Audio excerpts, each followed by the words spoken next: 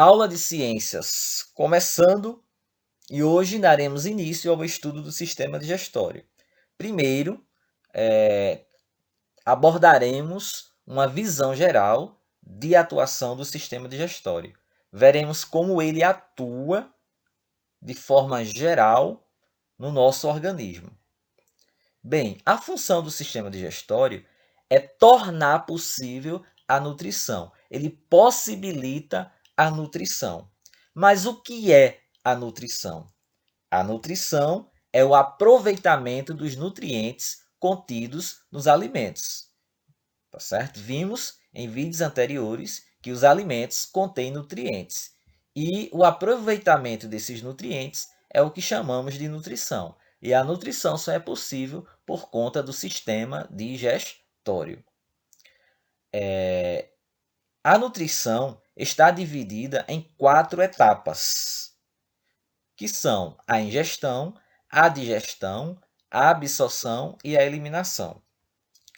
Na ingestão, os alimentos chegam à boca, são triturados e misturados com a saliva. Então, quando você coloca o alimento na boca, tritura eles e mistura ele com a saliva, você está realizando a etapa da ingestão. Temos também a etapa da digestão. Na digestão, ocorre a transformação de alguns nutrientes em substâncias que possam ser absorvidos pelo organismo. Por exemplo, proteínas, carboidratos e lipídios possuem um tamanho grande e eles precisam ser transformados em nutrientes menores, quebrados em nutrientes menores, para que possam ser absorvidos. Então, esse processo de quebra de nutrientes grandes em nutrientes pequenos, menores, é o que chamamos de digestão. A absorção. Na etapa da absorção, os nutrientes passam para o sangue e são distribuídos para todas as partes do corpo. Quando ocorre a digestão, ou seja, a quebra, a transformação de nutrientes grandes em nutrientes pequenos, então começa ali a absorção.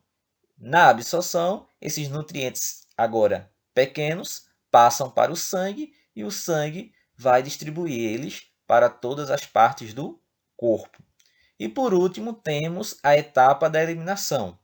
A eliminação dos materiais que não foram digeridos nem absorvidos pelo organismo, como é o caso das fibras, que não são digeridas nem absorvidas. Então, elas formam ali as fezes juntamente com outros materiais e são eliminados ali em um processo chamado de eliminação.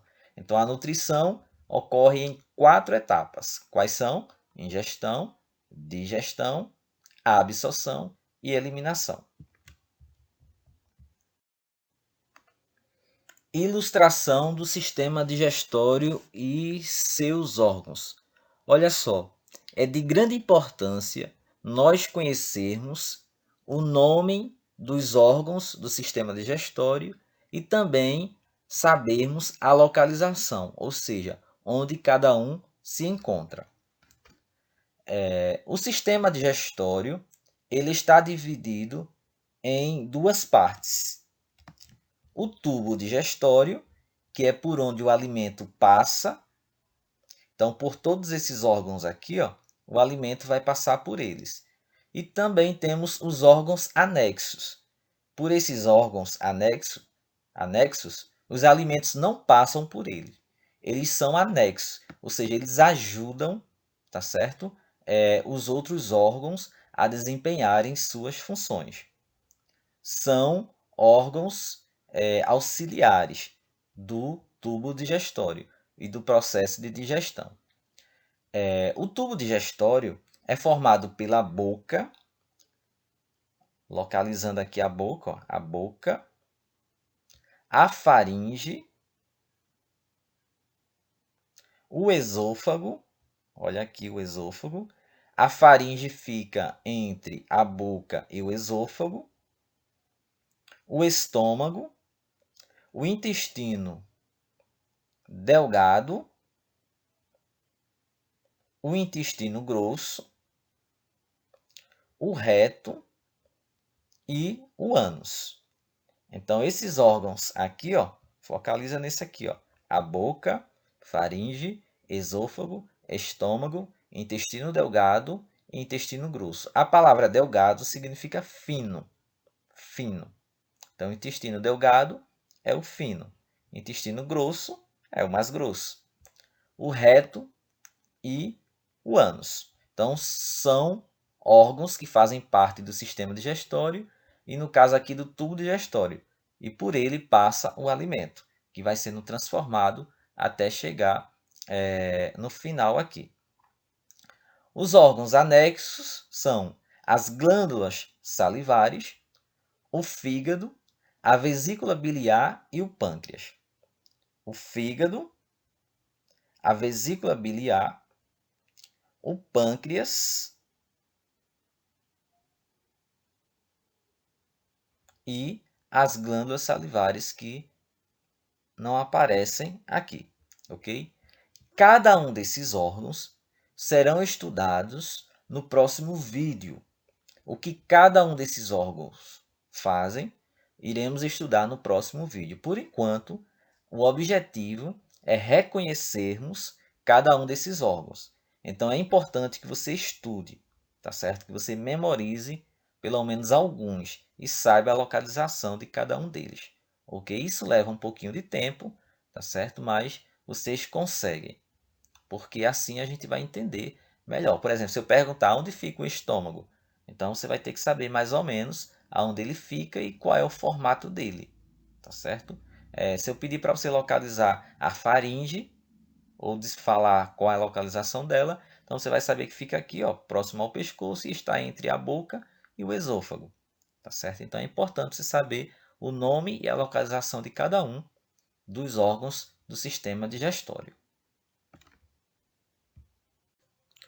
Como vimos, o processo de nutrição realizado pelo sistema digestório está dividido em 4 etapas. E a primeira delas que iremos estudar é a etapa da ingestão. Nesta etapa, o alimento é levado à boca, mastigado, triturado, misturado com a saliva e engolido. Então, na ingestão se realiza esses processos aqui. No processo de ingestão, os dentes desempenham uma função importantíssima, que é a mastigação.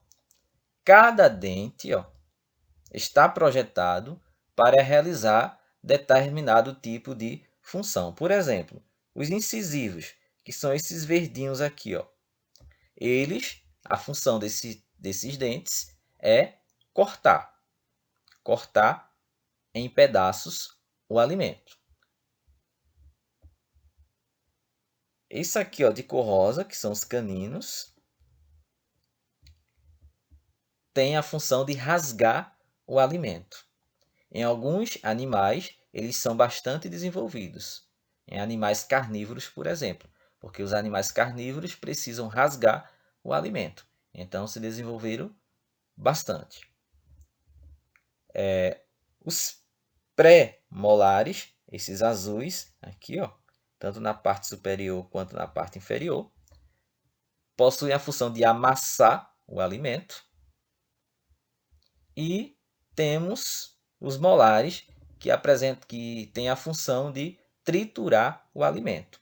Então veja que cada tipo de dente apresenta uma função específica: cortar, rasgar, amassar e triturar. Outro órgão importante no processo de ingestão é a língua. A língua tem a função de manipular o alimento, ou seja, jogar o alimento para cima, para baixo, para frente, para trás.